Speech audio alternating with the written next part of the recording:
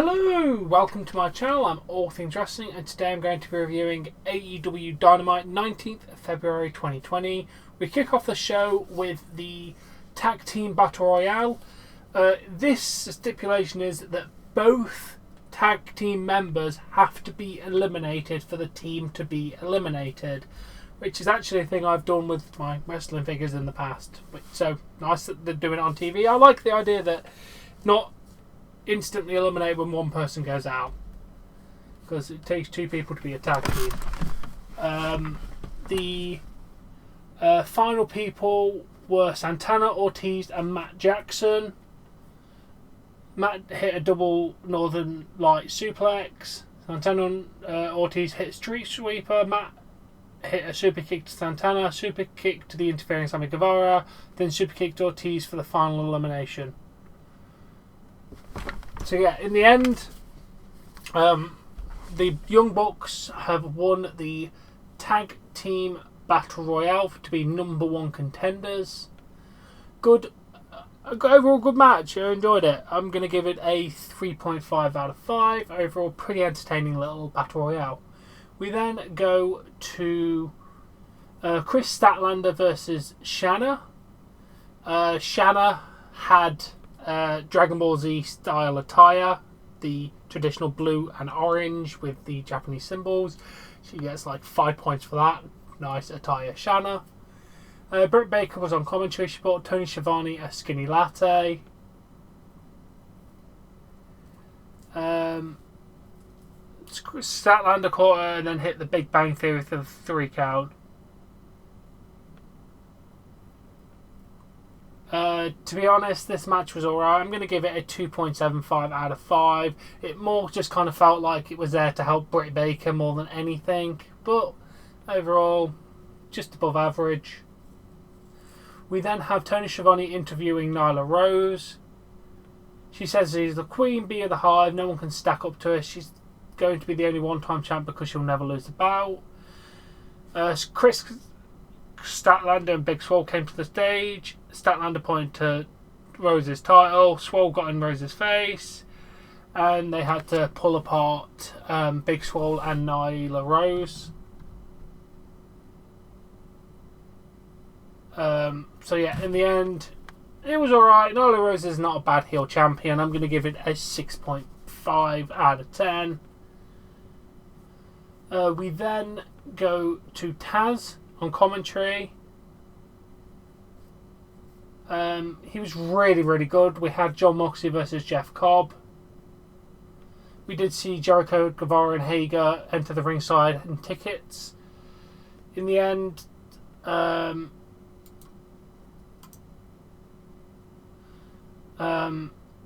Cobb hit a superplex. Moxley trapped his leg and turned it into a cradle for the pin. Match, I'm going to give it a 3 out of 5. Overall, Jeff Cobb looked pretty good actually. He's got a lot of potential. Can't wait to see what they do more with him.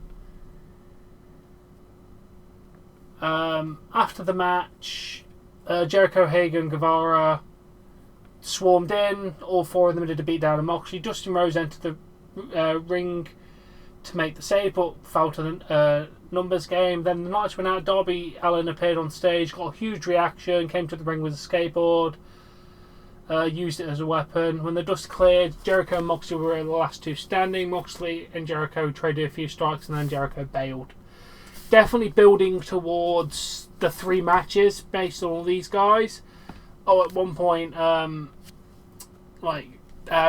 Darby did like the card thing, threatening Sammy Guevara, which was very nice. Gonna give the whole little attack segment an 8 out of 10. Really, really good. But definitely building up Jericho and Moxley very nicely. Building towards a nice build towards the Jake Hager Dustin Rose match was only announced last week, and a very good build towards the Darby Allin and Sammy Guevara match, which I'm very hyped for now. Looking very forward to seeing those guys go at it. We then go to the AEW World Tag Team title match between Omega and Page versus the Lucha Brothers. Omega hit a V-trigger, kneeing Phoenix out of the air. Then Omega and Page hit Phoenix with a combination buckshot lariat and V-trigger for the pin. Match was really, really good. Going to give it a 4 out of 5. These teams work very, very well together. Bucks ran down and helped Omega up. Page left the ring, drank beers with fans. And yeah, they're kind of building on that story, which is nice. Overall, very, very good. Then we had an AEW action figure line advert produced by Wicked Cool Toys. So they're actually having their own action figures with like the toy belt and everything. I am looking forward to trying to get some of them and reviewing them, seeing what they're like. Need to figure out how you can buy them in the UK. I'm hoping Wicked Cool Toys delivers to the UK, because that would be really, really nice.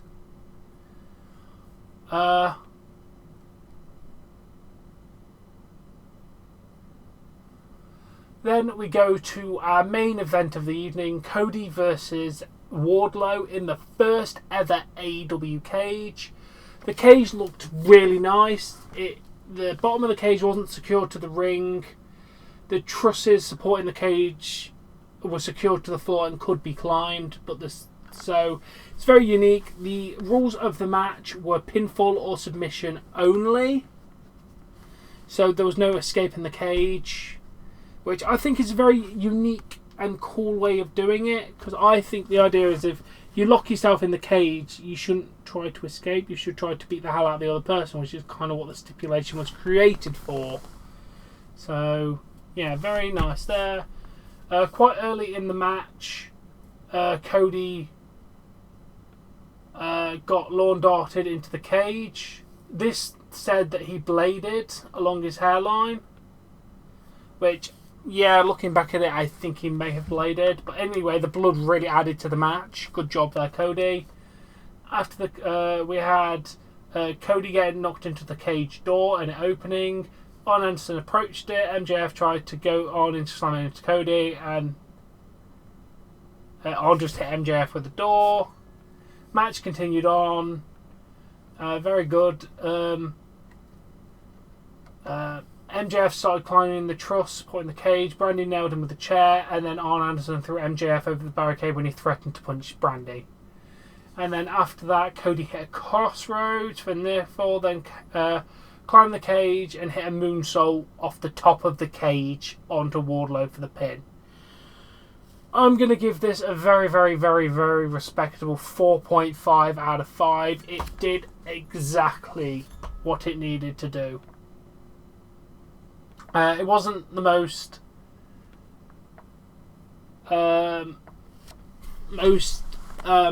spectacular in-ring match, but the overall spectacle of it, and it was a lot of storyline progression tonight. You had like the build up of Nyla Rose, Britt Baker's getting more storyline. They had some really good matches as well. They're moving at a very nice pace. I'm going to give this show an 8 out of 10. It was really, really fun to watch. I massively enjoyed it. Overall, a very, very nice show to watch indeed. Definitely one to check out if you get a chance, or just check out the highlights, because it was a good show.